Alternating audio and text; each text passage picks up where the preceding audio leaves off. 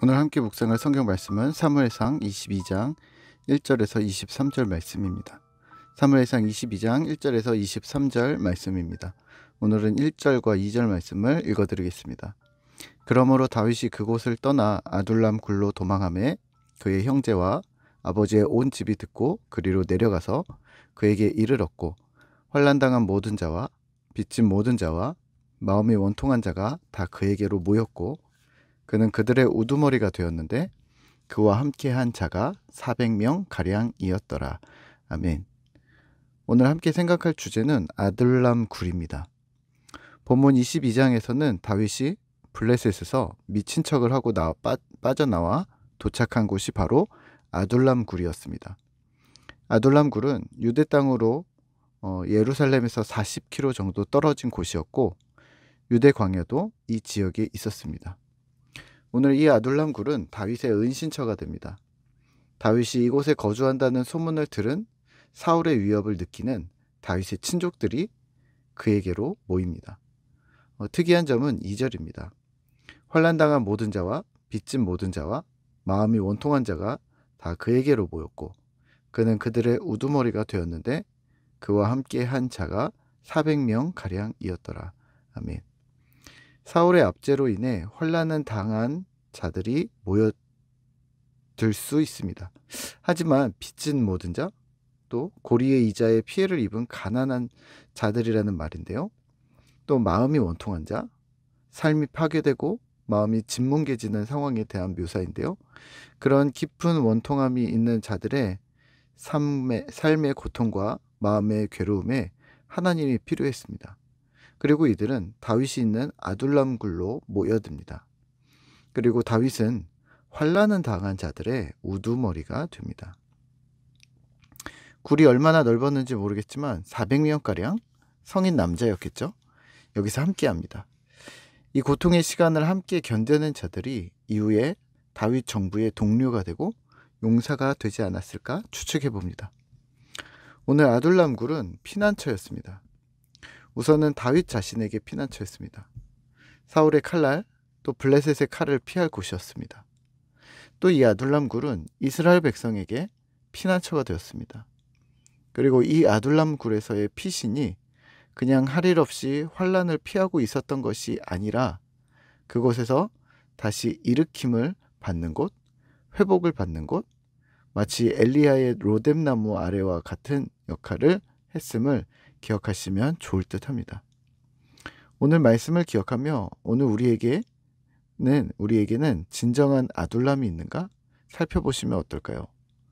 내가 환난을 당할 때, 고난을 당할 때 나의 진정한 피난처가 되었던 곳이 있었는가? 그 피난처에 거하며 내가 다시 살아갈 힘과 용기를 얻었던 곳이 있는가? 언제든 슬픔과 환난과 괴로움을 만났을 때 달려갈 그곳이 있었는가? 옛날 우리 부모님들은 기도원에 많이 올라가셨습니다. 핸드폰도 없던 시절 속세를 끊고 한 일주일 동안 기도원에 들어가 힘을 얻고 돌아오시기도 했습니다. 또 교회 공동체의 구역장이나 신앙의 멘토 권사님들을 만나 격려와 회복을 얻었습니다. 반면 오늘 우리는요. 옛날 방식이 잘 맞으시면 그리 하셔도 됩니다. 하지만 그렇지 않다면요. 아둘람 굴을 만드셔야 합니다. 나만의 아둘람을 찾으셔야 합니다. 아둘람이란 다시 말하면 하나님과 직접 독대할 수 있는 피난처를 말합니다. 저는 이전 교회에서 사역할 때 제 사무실이 따로 있었는데요. 교역자 회의 때 좋지 않은 일들이 있으면 교역자들이 회의가 끝난 후 제 사무실로 하나 둘씩 모여들었습니다. 그러면서 하는 말이 여기가 아둘람이네 라는 말을 많이 했습니다. 교역자들의 피난처, 은신처였던 것이죠. 사무실에서는 눈치가 보여서 할 수 없었던 말들을 커피 한 잔, 또 집사님들이 쟁겨 놓으신 간식과 함께 속 이야기를 털어놓을 수 있었던 곳이 바로 아둘람이 되었던 것이죠. 사실 그렇게 사람을 만나는 일은 시간이 많이 소요되기는 하지만 말하는 이나 듣는 이 모두에게 힘과 격려가 되었습니다. 사람과 사람이 만나도 아둘람이 될 수 있음을 말씀드리는 겁니다. 또 저는 도서관을 자주 찾아갑니다. 물론 카페도 자주 갑니다. 사람들과 어울려 가는 것도 즐겨 하지만 혼자서 이어폰을 챙겨 갑니다. 책도 읽고 큐티도 하고 해야 할 생각들을 정리하면서 하나님께 묻습니다. 필요한 일이라면 더 구체적인 계획들을 만들어 보기도 합니다. 하루나 이틀씩 시간을 낼 수 없기 때문에 하루 중에 한두 시간, 또 짧은 시간들을 떼어 하나님과의 교제로 들어갑니다.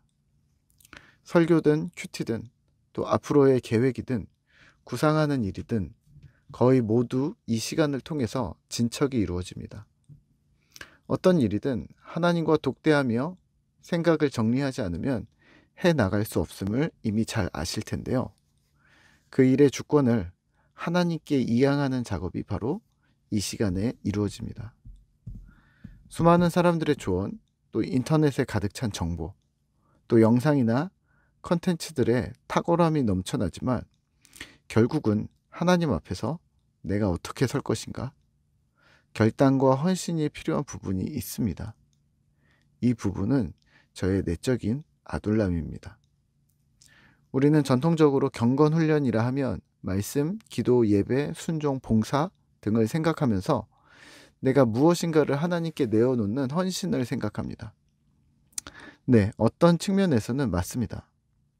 하지만 신자들이 수년 내에 방전되고 그러기 상태에 빠지는 것은 정말 하나님의 공급 없이 내어놓기만 했기 때문입니다. 위로와 격려만 요구하는 어린아이의 신앙도 문제지만 내놓고 헌신하는 일에만 치이는 신앙 역시 건강하다고 할 수 없습니다. 내적인 아둘람, 피난처와 회복처가 있어야 하는 것이죠. 혹시 쉼없이 달리기만 하셨다면 동시에 평안을 누릴 곳을 찾으셔야 합니다. 혹시 홀로 바삐 신앙생활을 하고 계셨다면 이제는 주변을 돌아보셔야 합니다. 혹시 주변에 사람이 가득 차 개인적인 내적인 충만함을 채울 시간이 없었다면 다시 하나님께 홀로 나아가셔야 합니다. 이 일들이 동시에 일어나야 하는 것이죠. 그러면 오늘 우리는 무엇을 해야 할까요?